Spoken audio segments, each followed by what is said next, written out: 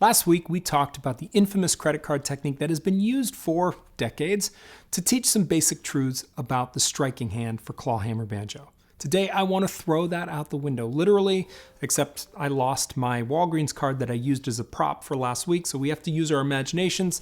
Getting rid of that. We don't need anything in our hands to create Clawhammer excellence. I'm going to show you my technique to get there today on Banjo Quest. Now, before we get started, I do want to mention now is an amazing time to join the Banjo Quest community. I am about to start a Last Chance module where I walk you through the traditional way to play Last Chance, a la Hobart Smith, and I show you how I do it with my third part and chords and scales and this beautiful esoteric exotic F tuning if you want to deep dive into that tune and be able to create your own version from scales and chords. Hop on over to Patreon. The link is in the description below. The new module starts next week. If you still want to help and you can't join the Patreon community, go ahead and hit that subscribe button below. That helps me out a ton. All right, with that out of the way, let's get started on the two-target technique for Clawhammer Banjo. For every downstroke, you should be aiming at and hitting two targets simultaneously. This is an all-the-time principle. Every single stroke should have two targets. So, for example, we've got an eighth note pattern. Let's take a double thumbing pattern on strings 1 and 5. I'm in double C, fretting on the second fret first string in a C shape. So every time I throw, I am both going to hit the first string and the fifth string simultaneously. Two targets at the same time.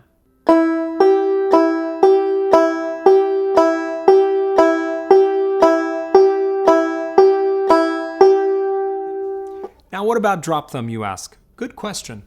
Let's look at a drop thumb pattern on strings 1, 2, and then we're going to play 1, 5. So it's a rolling pattern, sounds like this.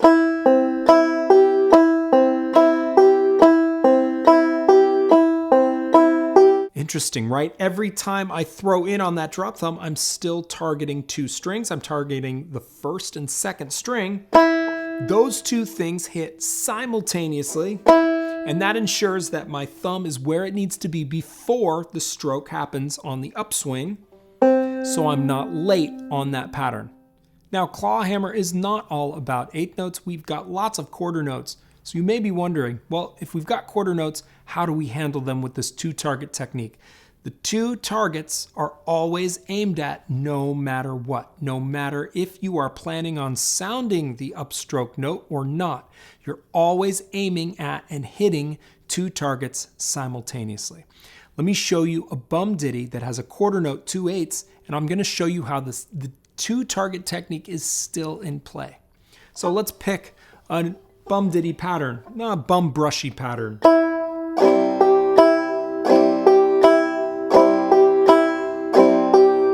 So I throw in on the bum, I still aim for the fifth string on that downstroke, so I'm still striking two targets at the same time. I just don't sound that fifth string on the way up. I don't sound my thumb target on the upstroke. That gives me a quarter note sound.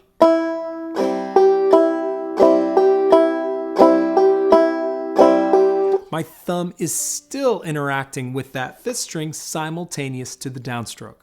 Now, let's take a look at instances where we've got the fretting hand working to build eighth note patterns. Funny thing about Clawhammer, 90% of the time when you are doing fretting hand work, you are substituting for fifth string strikes. It's an interesting part about Clawhammer.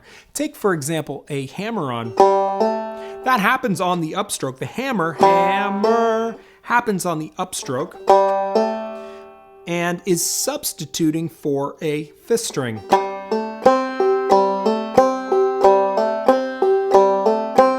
So in this pattern, I'm using both the third and second strings.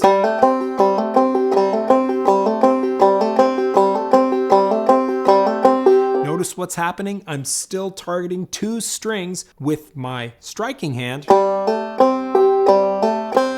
I'm just not sounding that fifth string, my second target, on the first upstroke because the fretting hand is taking over with that hammer-on.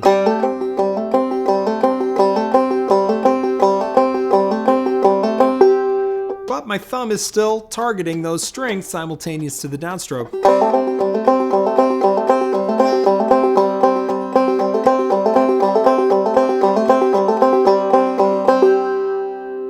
What about alternate string pull-offs? Same thing, I'm targeting 2 strings simultaneous to the downstroke. In this case, the 3rd and the 5th.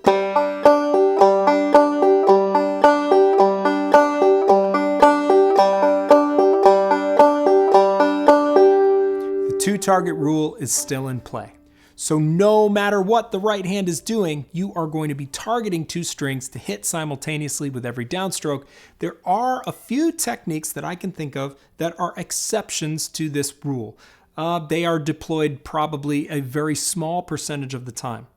We'll get into those over on Patreon. All right, now I know what you're going to ask. Why would you engage in a string on the downstroke that you're not planning to sound on the upstroke? Isn't that inefficient? And here's my answer. By putting this 2-target system in play with your own playing, you are streamlining that striking hand. There's no guesswork as to where the thumb should be in space. So number one reason why you should be engaging 2 targets on every downstroke is because it simplifies your striking. The other reason why I'm a big believer in this 2-target approach is because it gives you an always available thumb stroke. You never have to plan in advance whether you're going to hit the thumb stroke on the way up or not, because your thumb is always attacking a string on the downstroke.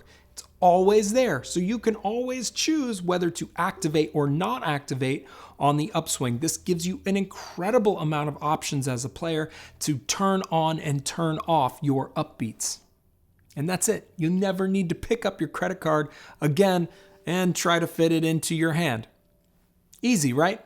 2 targets for every throw. All right, that does it today.